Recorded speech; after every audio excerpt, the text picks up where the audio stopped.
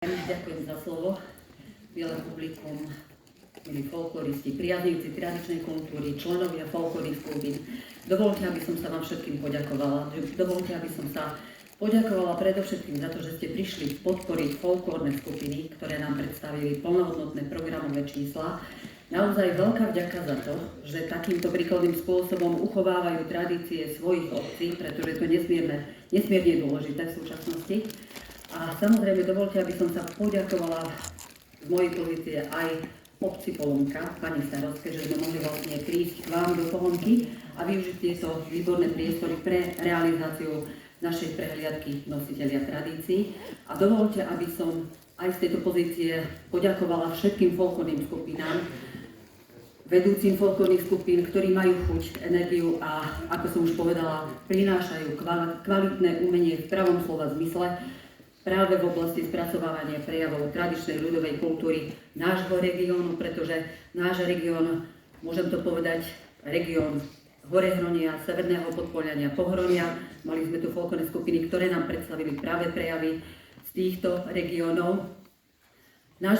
Tieto naše regióny sú naozaj z celosvetového hľadiska veľmi zaujímavé a prejavy tradičnej kultúry, či už tie hudobné, tanečné, spevné, obradové, ktoré máme možnosť vidieť, sú naozaj z pohľadu aj z celoslovenského, aj celosvetového výnimočné. A preto ešte raz veľmi pekne ďakujem a odovzdávam slovo Aničke.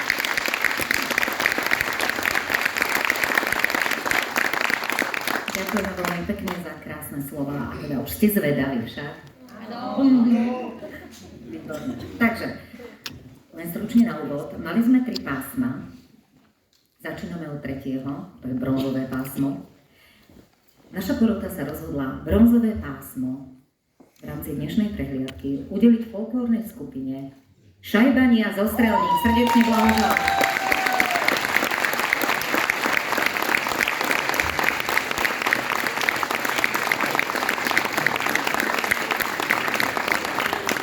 Nechcem našapkať, môžete sa aj vystiskať aj s ostatnými porotkami. Je to hamblivý človek, dobre. Áno. A ideme ďalej. Posúvame sa k pásmu striebornému. Strieborné pásmo v rámci regionálnej prehliadky nositelia tradícií získava folklórna skupina z Badína Javoria Liesky. Blahoželám.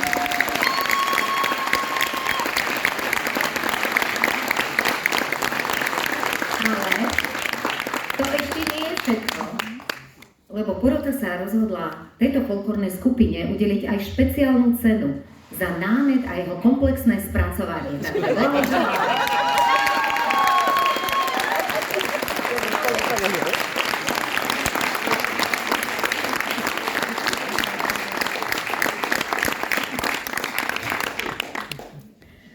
Strieborné pásmo má takú peknú farbu, takže porota sa rozhodla, že do tohto pásma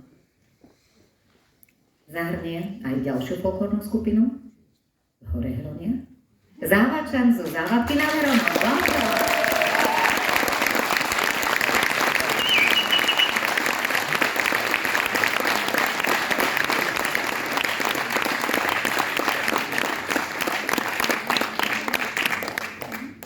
Neuveríte, ale strieborné pásmo sme vyčerpali, takže ideme do pásiem zlatých. Zlaté pásmo z dnešnej prehliadky. Nositelia tradícií, aby ste nezabudli, získa folklórna skupina z Čierneho Balogu Kýčera.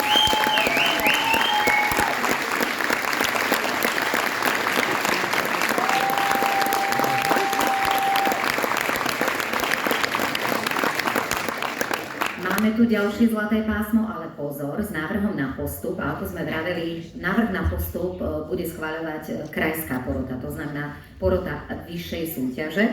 Takže či sa táto folklórna skupina objaví na krajskej prehliadke, rozhodne práve táto porota. Pripomeniem, že krajská prehliadka bude 20. septembra a zatiaľ otáznu účasť na nej bude mať folklórna skupina Čierťa z Nemeckej.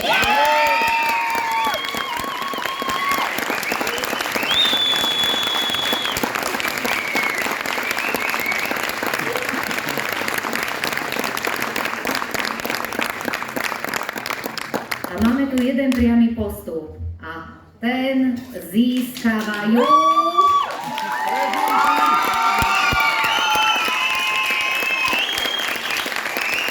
Sice som nepočula, ale určite ste mysleli folklórnu skupinu Brezinky.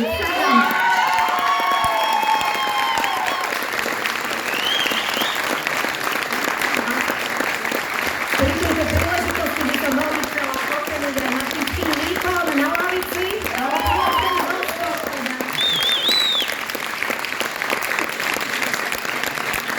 Srdečne blahoželáme. Samozrejme, budeme mať ešte spoločný fototermín. Milí priatelia, ja naozaj sa vám chcem zo srdca všetkým poďakovať za dnešné úžasné popoludnie.